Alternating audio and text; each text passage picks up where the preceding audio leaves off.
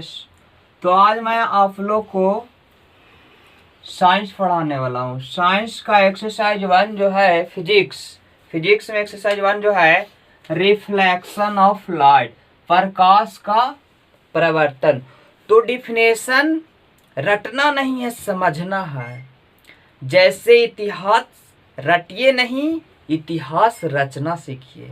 रटिए नहीं, क्या सीखिए? रचना सीखिए। तो इसी प्रकार आप लोग को रटना ही नहीं है, समझना है। क्या करना है? समझना है। तो सबसे पहले प्रकाश का परावर्तन क्या है? तो देखिए, प्रकाश का परावर्तन कुछ नहीं है, एकदम बिल्कुल सिंपल, याद रटना नहीं है। ऐसे प्रकाश का परावर्तन क्या है? तो किसी बिंदु स्रोत से आ रही प्रकाश के किरणें, ये क्या है? प्रकाश के किरणें। किसी बिंदु स्रोत से आ रही प्रकाश की किरणें किसी सतह पर पड़ती है, ये क्या है? सतह है। किसी सतह पर पड़ती है और पुनः उसी माध्यम में वापस लौट जाती है।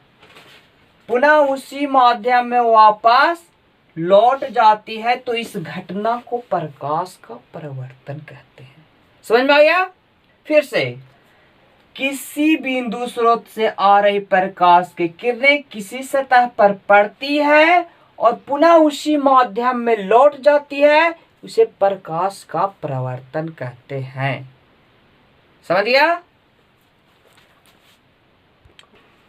तो आप लोग समझ गए होंगे डिफिनेशन, कोई प्रॉब्लम? अब सुनिए, प्रकाश का परावर्तन क्लियर। अब प्रकाश के परावर्तन के कितने नियम होते हैं? ठीक है, तो प्रकाश के परावर्तन के 2 नियम होते हैं। कितने नियम? 2 नियम। तो रटना नहीं है, हम बार बार बोल रहे हैं, रटना नहीं है, समझना है और स्वयं लिख लेना है। तो पहला नियम है, आपको रटना नहीं, समझना है। पहला नियम, आपतित किरण जो आता है, किरण आपतित किरण, परावर्तित किरण जो लौटता है, आपतित किरण, परावर्तित किरण और अभिलंब तीनों एक ही तल में होते हैं। या क्लियर? फिर से, पहला नियम प्रकाश के परावर्तन का पहला नियम, आपतित किरण, परावर्तित किरण और आपतन बिंदु पर डाला गया लंब। ऐसे भी बोल सकते हैं, आपतित किरण, परावर्तित किरण और आपतन बिंदु पर डाला गया लंब तीनों एक ही तल में होते हैं। पहला नियम क्लियर? फिर से मैं एक बार और बता दे रहा हूं, आपतित किरण, परावर्तित किरण और आपतन बिंदु पर डाला गया लंब तीनों एक ही तल में होते हैं। पहला नियम क्लियर। दूसरा नियम है आपतन कोण, इसको बोलते हैं, जो आई है इसको बोलते हैं आपतन कोण और इसको बोलते हैं परावर्तन कोण। दूसरा नियम, आपतन कोण परावर्तन कोण के बराबर होते हैं। दोनों क्या होते हैं? बराबर होते हैं। दूसरा है, आपतन कोण परावर्तन कोण बराबर होते हैं। क्लियर है ना? अब नियम क्लियर। अब सारा जो मुख बिंदु है उसका डिफिनेशन फिनिश करता हूं। ठीक है, तो फर्स्ट है आपतित किरण। तो जो किरणें किसी सतह पर पड़ती है, जो किरणें किसी माध्यम से आकर सतह पर पड़ती है, उसे आपतित किरण कहते हैं। क्लियर? फिर से, जो किरणें किसी सतह पर पड़ती है उसे आपतित किरण कहते हैं। अब वह परावर्तित किरण, तो किसी बिंदु स्रोत से आ रही किरणें सतह पर पड़ती है और वापस लौटती है, तो वापस लौटने वाली किरण को परावर्तित किरण कहते हैं। क्लियर?